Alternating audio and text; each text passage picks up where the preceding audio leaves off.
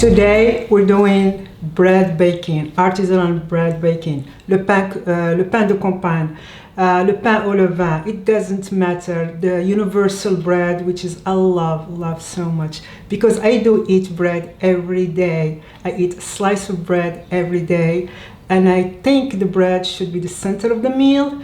The bread for me can be a meal by itself. And I love making it, I love eating it. So I'm going to share with you a newer version than the one I did years ago, and I shared with you on YouTube channel like 3 years ago, I believe. This one is updated and it's a better version because I learned so much. We keep learning. We all learn from other people. In this version, I'm using mostly bread flour. I'm using something like 70% of bread flour and 30% of spelt flour. You can use wheat flour, you can use anything. So I will ask you to go through the recipe, do not change anything until you're happy with it, then start playing with it. What you can do, change the flour kind, and you can also change the hydration. And when we say hydration, meaning how much water you put relatively to the amount of the flour.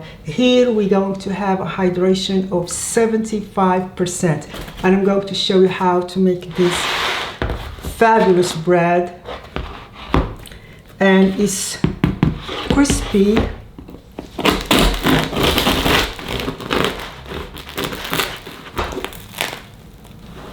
Beautiful, absolutely beautiful. We're starting what we call autolyze, meaning we're going to mix the flours. I have two kinds of flours here, and the water at room temperature. First of all, we mix the two flours so the mixing is easier. Then make sure you mix very well until there is no dry ingredient visible. We don't need to knead or anything like that. All we need, just make sure there is no dry ingredient, and we stop. At this moment, we're going to cover our bowl with a lid and leave it at room temperature. It's better to clean up the bowl and has a little bit of water so it doesn't stick. And we leave it at room temperature for 3 hours. What I normally do, after 3 hours at room temperature, I put it in the fridge because I do this in the evening until the next day. But after 3 hours at room temperature, while I'm feeding the starter for the next day. If you store the autolyze in the fridge, get it out, leave it at room temperature for between 2 to 3 hours to get the dough to the room temperature. Look at the transformation of the dough. It's flexible, it is very easy to handle, and we never need it. We did not touch it before, just the time. So the time is your biggest ingredient. So here we're going to add the starter. So we already fed the starter. We know how to do it. There is a link to the video how to feed your starter, and it's triple in volume. You already weigh it, so you pour it. It is pourable because it's 100% hydration. So, and then using a spatula, you stretch it over the dough and you just fold it. I'm not going to knead it, I'm not going to punch it or do anything. So I'm just going to fold the dough over the starter and cover it with the lid and wait for 5 to 15 minutes. After 15 minutes, up to 30 minutes, fold the dough again, and this time we're going to add the salt. The bulk fermentation, we did not start it yet, so right now we're just preparing the dough to add the salt. You know by now that in baking and pastry we use digital scale to weigh all ingredients. Of course, we weigh our salt, we add it on the dough. Then here I'm going to wet my finger and push the salt inside the dough. That was not a good idea. I think it's just better to fold the dough over the salt, and that would be enough. So we just fold the dough over itself and let it sit for a few minutes.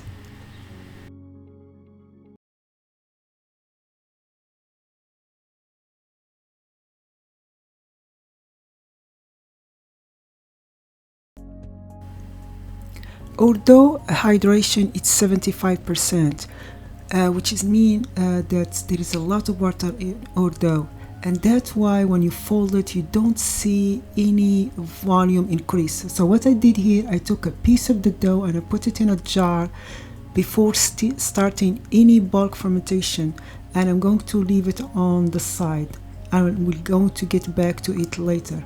Right now I'm going to prepare the dough for the bulk fermentation, which is basically just stretch and fold. So this dough was sitting for 30 minutes. All we have is flour, water and salt, and of course the starter, which is basically flour and water. We have just 3 ingredients, and we always make sure our hands are wet with water. The working space where whatever we're using here, I'm using a platter, ceramic platter, and I'm trying to stretch it from the inside, not from the outside, and be gentle.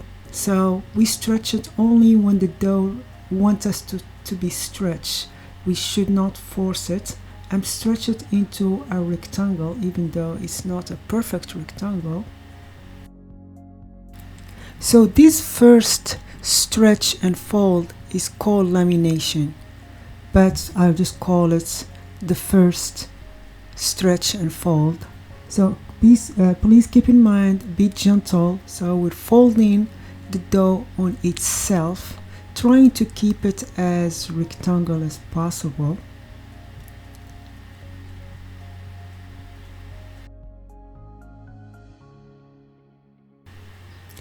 During this process, our hands, the bowl where we're going to store the dough should be clean, and there is even a little bit water in it so it doesn't stick to it. So here we're going to leave this dough at room temperature between 30 minutes to 1 hour. So you can see it's completely flat. There is no increase in volume. So we just make sure our fingers, they're wet, and we're going to stretch the dough the way you see it, and we fold it. And we're trying to do that as a rectangle. And I'm glad I have my bowl as a rectangle because it does help me to keep that shape. And this is our second one, our second stretch and fold. 1 hour later, our dough is completely flat. Make sure your spatula is wet, your finger is wet, and we're going to do what we call stretch and fold for the 3rd time. So all we're doing, we're stretching, we're being gentle with the dough, and we're folding. And we try to keep it as rectangle, it just because it's more convenient that way. And by the way, I do clean up the bowl where I store the dough and make sure it's wet so the dough does not stick on it to it. And I will leave the dough at room temperature between 30 minutes to 1 hour.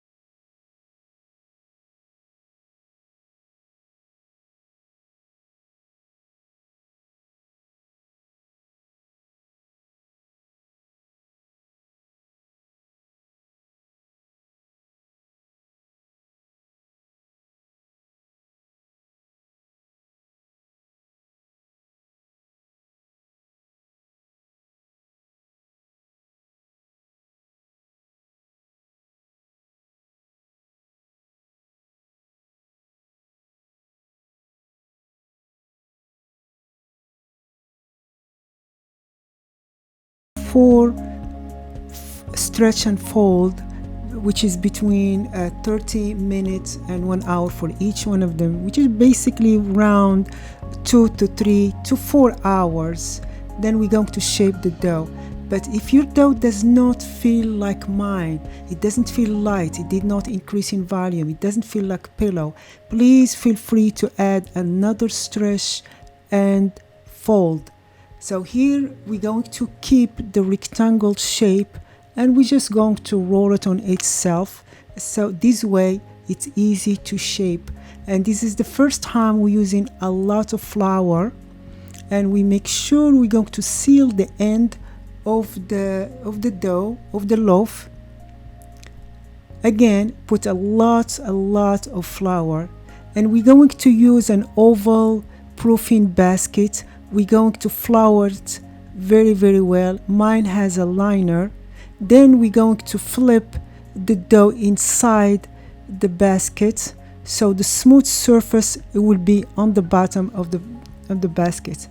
Then we're going to store the dough in the refrigerator for 24 hours, not for proofing. We're not expecting the volume to go up, but what we want is just to enhance the flavor of the dough. I'm going to use something like a plastic bag to cover this proofing basket. It looks like a shower cup, but is made for this kind of a job, and it's reusable because we really want to make sure our dough is stored correctly. This is my newest vessel to bake the bread. You can see that I went through so many different pots to bake the bread. The first one was a plain cast iron. Then I went to ceramic pot because it was lighter. The cast iron is absolutely amazing, but the ceramic is lighter. Then later we have the ceramic one, which has the flat base. And then I went back to the cast iron, and now I am back to this guy. It's made in England, and it's made from this black or blue carbon steel. So light, extremely light, so I'm very happy. The only problem with it, I don't have the handles but this is the best pot to bake bread as of today, and I'm very happy with it. So that's one of the reasons I would like to make I made this video. So if you have anything like this is perfect. Of course, if you don't have none of it, you just put it on a stone pizza and put some water in your oven in another container, and you should be fine.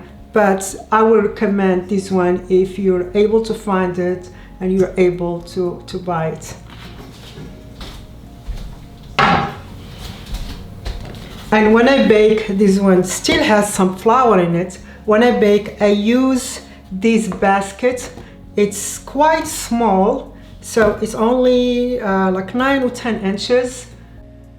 To help the baking process, we slash the dough. I'm using a regular razor, and also I'm going to decorate our dough with some stencils. I use the timer all the time to time the proofing, to time the baking. By now the oven was on at 500 degrees for at least 1 hour with the pot inside of it. If you don't have a pot where you're going to bake your dough, a pizza stone is good enough. So we're going to flip the dough over a liner. I'm using a reusable silicone liner. This way it's easy to move the dough on the base of the baking pots. Then we're going to slash the dough with the razor at 45 degrees. The angle is always 45. Very fast, a simple one in the middle. We get our pot from the oven, which is at 500 degrees. The pot is very hot. Then you put the lid on it, put it back in the oven. The moment it's in the oven, you lower the temperature to 475 and you bake it for a good 30 minutes. even to 45 minutes. It depends on your oven, so you have to keep eye on it. Then you remove the lid for the last 5 to 10 minutes, sometimes 15 minutes, to get that dark brown on the surface of the loaf of bread. If you have a second loaf, then go ahead and bake it, but make sure your oven is at 500 before you put it back, and make sure your pot is also screaming hot.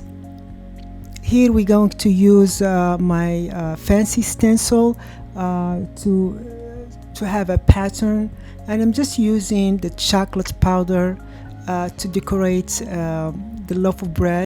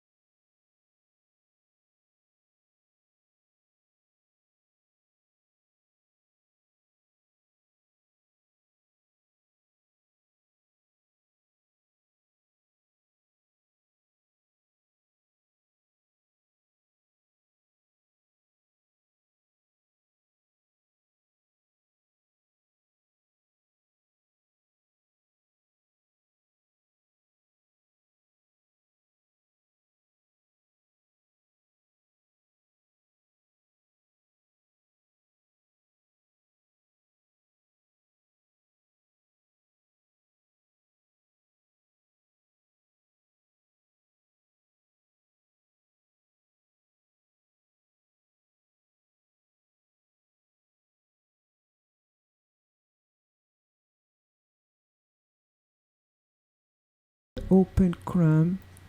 It's moist, chewy, and it has a creamy texture, and the crust is crispy. This is a perfect loaf of bread. Do you remember a few minutes before starting the bulk fermentation, we took a piece of dough, we put it in a jar.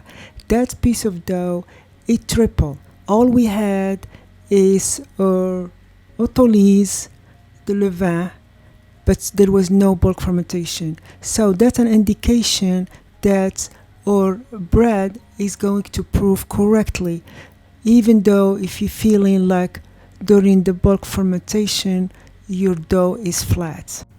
When I make my own bread, I make it only once or twice a month, so I make a lot of loaves of bread, and I feed a big amount of starter. I weigh it like I showed you before. I use those 2 rectangle bowls because they're very handy, and since I have 2 of them, I make it. I make 2 loaves of bread because of those bowls, because they're handy, and also I keep the size of the loaf small. It's easy to slice, it's easy to bake. And also I measure the salt and put it next to the bowl, because once in a while I just forget to add salt to the dough. So this is my workflow. Hopefully by watching this video you create your own, or you'll build your own workflow also how to make the dough. It takes a long time to learn it, to master it, so just be patient.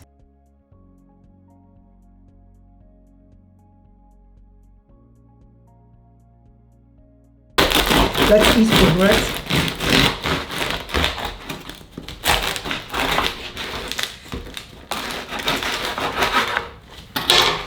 This is so good. You see? It's so beautiful.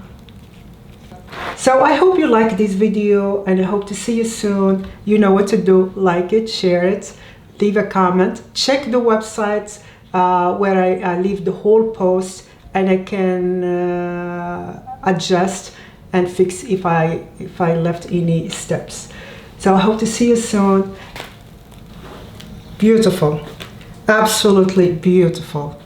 And there is one thing, you can make as much bread as you want. I make like 3-4 loaves of bread, then I slice them and I freeze them. They freeze very well. Please remember one thing, the moment the bread comes out of the oven, you have to let it sit. The moment it gets at room temperature, you eat it right away or you freeze it. There is no bread box or bread storing. I don't know who came up with that idea. The bread does not do well to sit in the room temperature on the refrigerator. Do not use the microwave to warm up your bread. Please don't do that. Freeze it. When you're ready to eat it, get it out of the freezer. Let it sit for an hour and eat it. If you want it warm, just put it in the oven and toast it, and it's fine. I hope you like this recipe as much as I did.